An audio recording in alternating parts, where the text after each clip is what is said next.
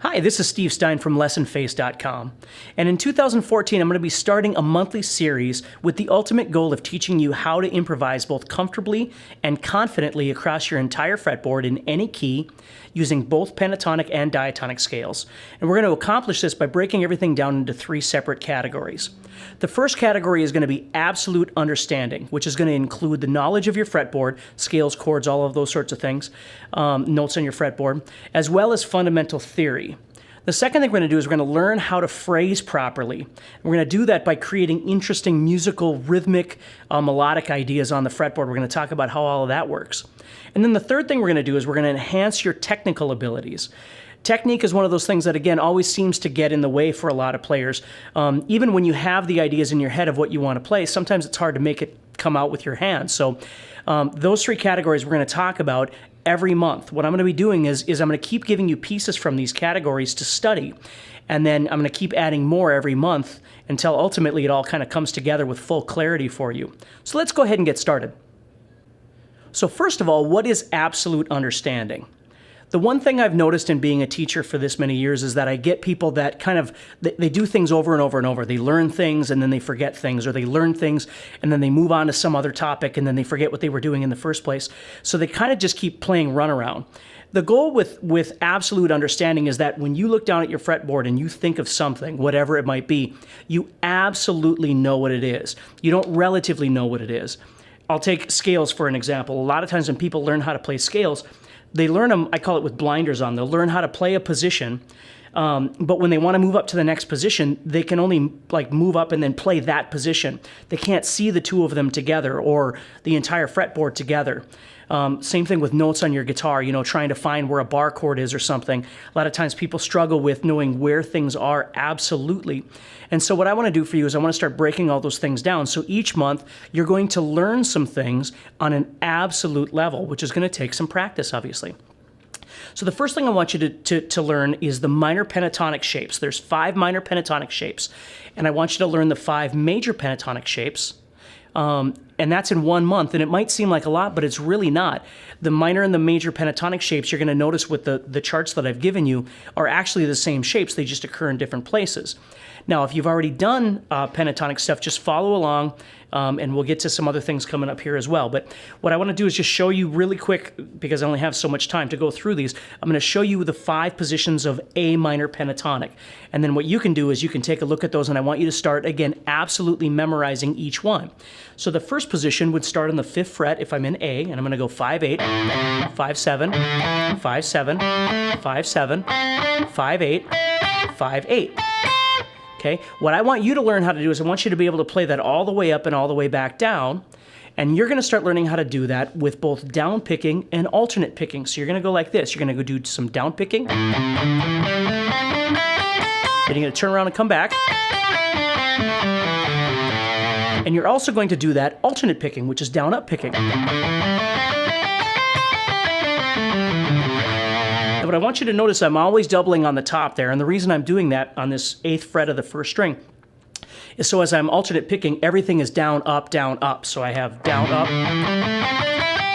and down, up. Okay?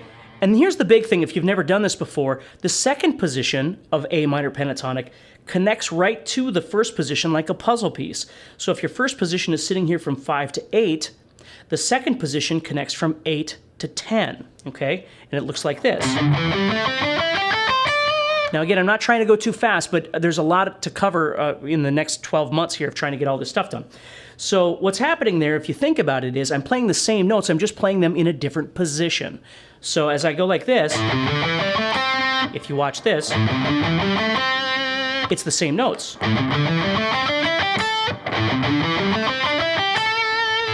See, I keep playing the same notes over and over and over. That's what I want you to get comfortable with, is seeing how they connect. That as you move to that second position, nothing is happening other than you've moved somewhere else on the fretboard, right? To get out of this spot, you have to move somewhere. But we're going to keep playing the same 5 notes, penta meaning 5. We're going to keep playing those same 5 notes across the fretboard. So what I want you to start learning how to do is I want you to learn how to visualize these 5 positions across the whole fretboard. Now, the first position would start at the 5th fret. that means the fifth position is actually sitting in front of it. So as you play, if you go first position, second position, third position, fourth position, fifth position, and you get to the 15th fret and 17th fret, okay, those two notes, 15 and 17, are octaves of the 3 and 5. So that fifth position that you're ultimately going to wind up on is actually sitting right down here in the third and fifth fret, excuse me. So what I want you to do is, as best you can, I want you in the next month to be able to memorize all 5 of those positions in the key of A minor, pentatonic. Okay, if you can't get all of them memorized, what I want you to focus on is the fifth position, the first position, and the second position. That way you've got a block here that you can utilize in your playing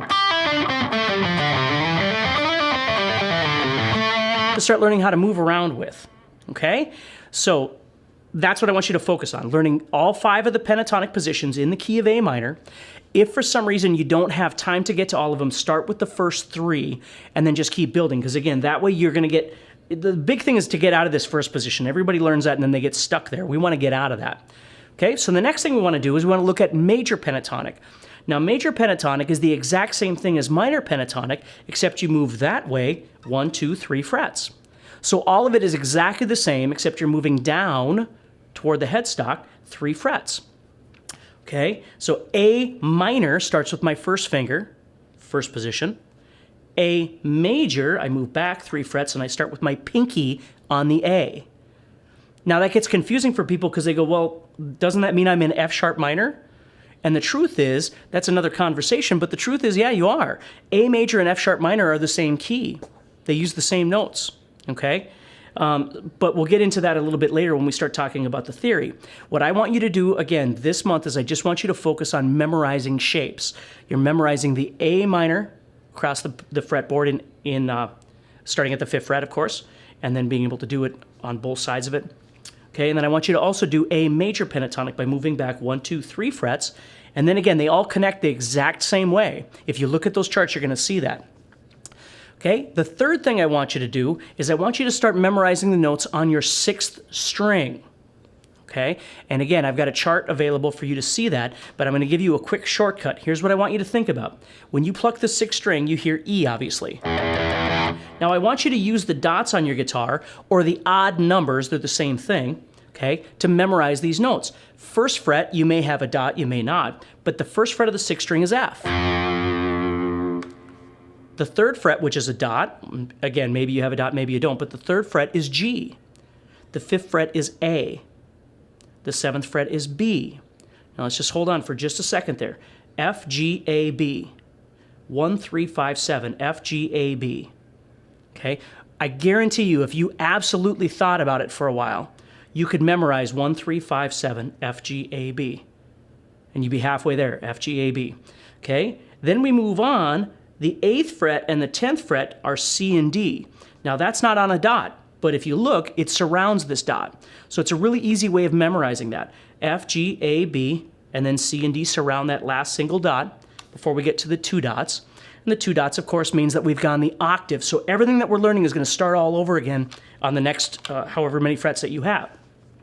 So minor pentatonic, major pentatonic, both in A, and then you're learning F, G, A, B, C, and D. Now, there are sharps and flats on the fretboard, and the reason we're skipping that right now is sometimes that gets confusing for people. When I used to teach the notes on the fretboard to students, I used to just have them learn all of it, and the problem is many times when they'd be learning it, what they would do is I'd say, okay, find C, and they would count up. Or I'd say, find D, and they would count up. What we're trying to alleviate is the problem with counting. We want to absolutely know where those notes are. So if I say to you, what's at the 3rd fret, you say G. What's at the 7th fret? B. What's at the 10th fret? D. That's what you want to memorize. F, G, A, B, C, and D. 1, 3, 5, 7, 8, and 10. Once you've got those memorized and you absolutely know 1, 3, 5, 7, 8, and 10, F, G, A, B, C, and D, then you move on and you start memorizing the spaces in between. So for instance, if 1 is F and 3 is G, F sharp or G flat.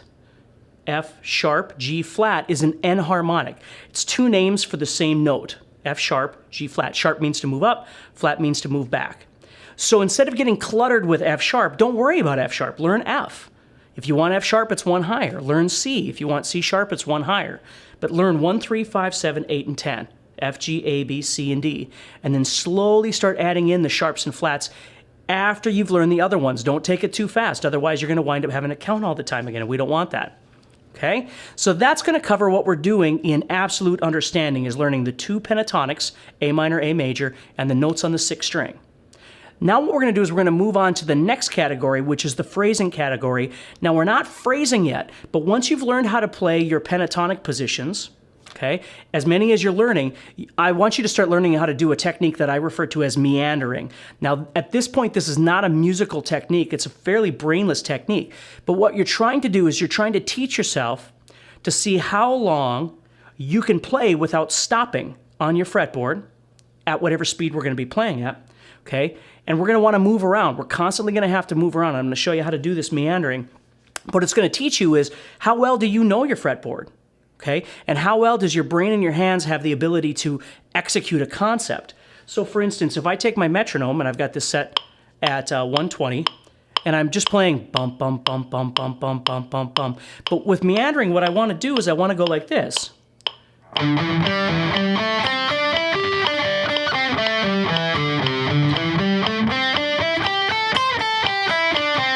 And again, don't try and make it sound overly musical. That's really not the point. The point is you're just going to try and use as much of the fretboard as you can without stopping. You can't stop. That's the goal.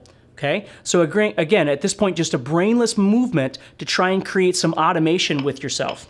Okay? Here it is. Just the same thing. I'm going to go like this. So maybe I go, but then I move on.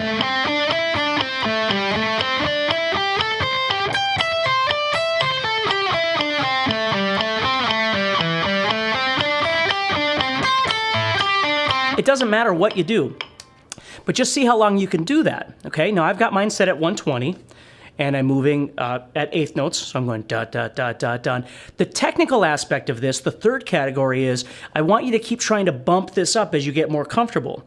Start bumping up that meandering idea, okay? And remember, you can't stop. You have to keep going, okay? If you want to cheat a little bit, what I tell my students is you could maybe just stay on the same note while you're trying to think of something.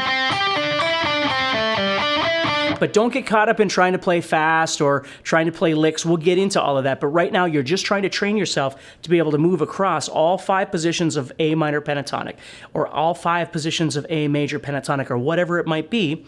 And we're also prepping ourselves for the next category by learning all of the notes on the 6th string, starting with F, G, A, B, C, and D, and then ultimately using meandering to start creating phrase concepts, learning how to move around the fretboard. How do you move around? Do you move up and down? Do you move side to side? You know, there's all kinds of different things that we can learn how to do. And then lastly, the technical aspect of it is using the metronome. If you can do it at 120, you set it at 132, you set it at 140, whatever, it doesn't make any difference, but you keep trying to build. Now, you can certainly use jam tracks to do these sorts of things. You know, I used to love to take like AC/DC songs, you know, like whatever it might be, Highway to Hell or Back in Black or whatever, and I'd figure out what key it was in, and then I would try meandering to those songs. I would try to just move around, and then I started learning how to phrase and things like that. So you don't just have to use a metronome, you can actually use physical songs too. But it's nice to use a metronome to just keep track of how well you're doing. So that's a lot in a very little amount of time, but it at least will get us started for this month, and then next month we're going to take off from there. So I need you to be prepared. So please practice. Get a hold of me through lessonface.com. with any questions that you might have in terms of how this works. I'm always available to answer any questions about stuff. So take care, have a wonderful day, and I'll talk to you soon.